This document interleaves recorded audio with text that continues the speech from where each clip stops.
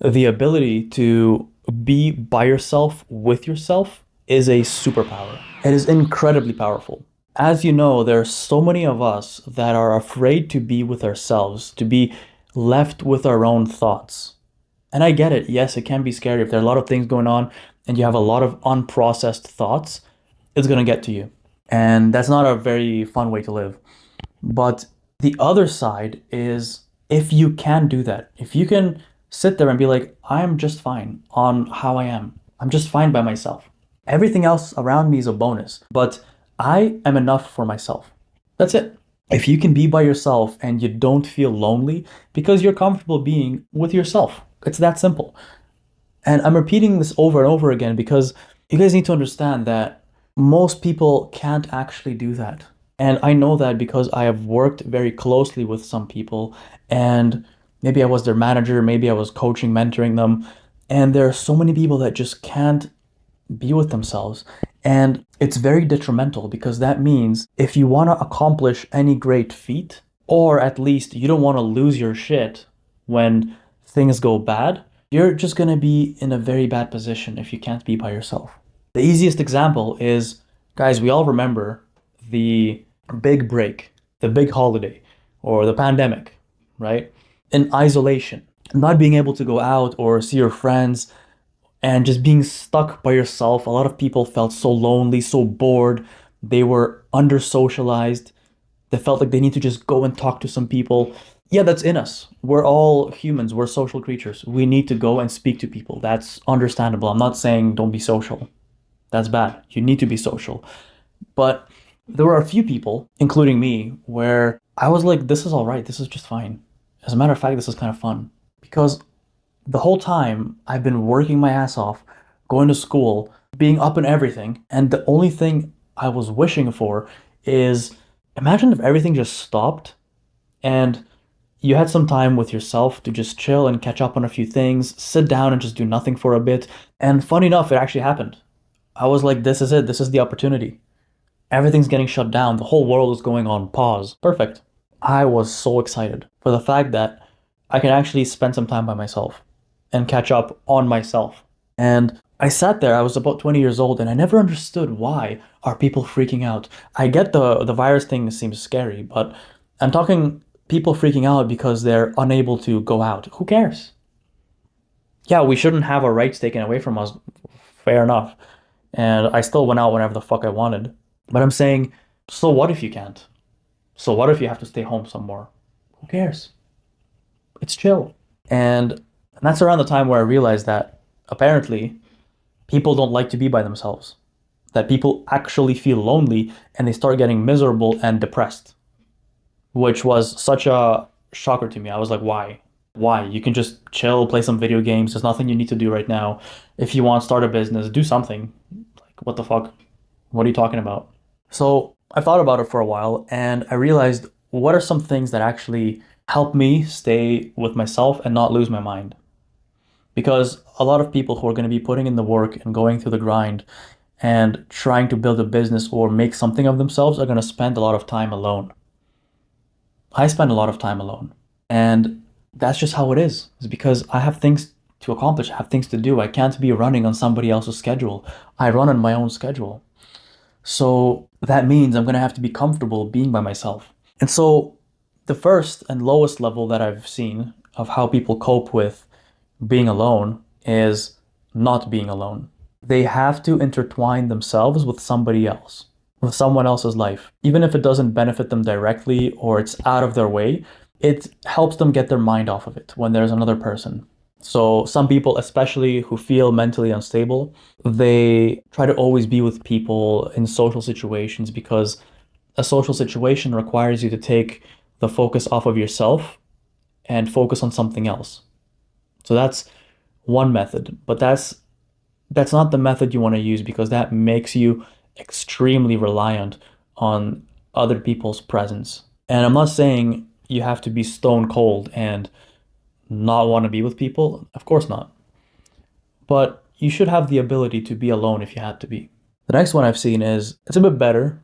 It's people who actually keep themselves so busy and productive that they don't have time to focus on themselves and think about themselves and end up in a spiral of overthinking and mental problems.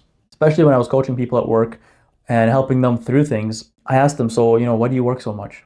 Because there were some people who were very dedicated and they worked and they put in a lot of hours. And I was like, this is great, but why are you doing this? What's your goal? Where are you moving to? And it's not because they had a goal to necessarily climb the ladder or something. It's more like they said, oh, I do this because I can't be by myself. I was like, what? Like, okay, well, what do you mean? Oh, I can't be left with my own thoughts. Like, it just sucks ass. So that's why I always work. You work, you bring money, you add value to society. Great, nice. It's not like a useless thing, but that's a pretty sinister way to drive yourself. You drive your own motivation and performance because you are afraid that when your mind is not occupied, you start self-destructing, basically. And actually, a lot of us feel this way. I've also felt this when I was hustling 24/7, working all the time, that whenever I wasn't working, I started getting thoughts about, what am I doing? Why am I not doing something? This feels wrong. How can I just sit here and have free time? Free time is wrong. Free time feels weird. There's no such thing as free time. That's what was going through my mind, and the only way to shut it off is to start working. So I'd get dressed, get in my car, and start driving for Uber Eats. Because at least I was doing something, and now I feel fine that I am doing something. So it's not always unproductive. So this is a very productive solution, but you basically forfeit your ability to rest. Take away work and take away social setting. You're now by yourself and resting, and you don't like that because you start panicking, getting this anxiety, thinking that you should be doing something right now. And so here's the next way. Here's the better, more healthier solution that I do right now as well. Depending on your background, maybe you have a lot of unprocessed thoughts, maybe trauma from the past, maybe things happen to you, maybe embarrassing moments that just creep up on you from the past, and you're thinking, wow, that was so embarrassing. I can't believe I did that. Whatever it is, you're just going to have to face it head on. What that means is you're going to sit down and face it. Don't do anything. Don't take your phone. Don't scroll social media. Don't be watching something. None of that. You're going to sit down. You can meditate. You can not meditate, whatever. I usually do these things when I'm sitting in the sauna or in the morning when I'm just having some coffee and it's just me and my own thoughts. Nobody else is awake yet, so no one's going to distract me. And you just process everything. And the funny thing is, you don't have to actively process it. Your brain does it by itself. Your brain also does it at night, but some things just get stored away and pushed back so far that they come up in the worst times. So the actual true mentally healthy way to unlock that ability of being by yourself and being okay with that is to just work through all of it. Whatever's unresolved in your brain is going to come out. You don't have to force it. As long as you sit there, it's going to come. And once it does, don't stop it, welcome it. If it brings you pain, that's okay. Whatever it brings you, it's eventually going to pass. And that's the best part.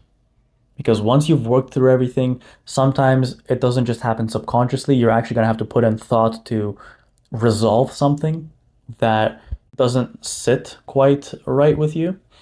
But the point is, you got to get through it and resolve all those things. And once it's resolved, you're suddenly going to be okay with just sitting by yourself with your thoughts, because the only thoughts coming in after are going to be, what am I going to have for breakfast today?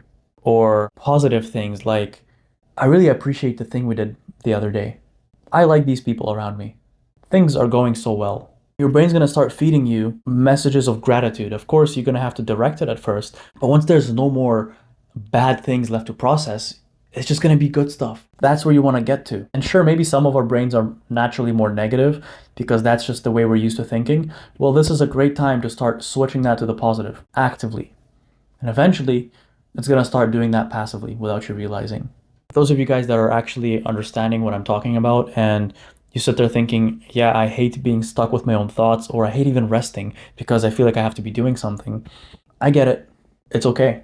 But you got to resolve those things. You got to face yourself, basically. And once you do, so much fear is going to go away for you. You're not going to sit there worrying that if you stay by yourself too long, you're going to lose it. None of that. You're going to sit there just fine. You're going to enjoy your own company. Sometimes when the world gets too loud, You always have yourself. You can sit there and be like, all right, I'm cool by myself. Let everything else settle down. You'll be able to work on certain things for a prolonged period of time by yourself. That's the best part about it. So the ability to be by yourself is an absolute superpower. If you guys like listening to the things I spit at you, feel free to follow. Otherwise, I'll catch you guys in the next one.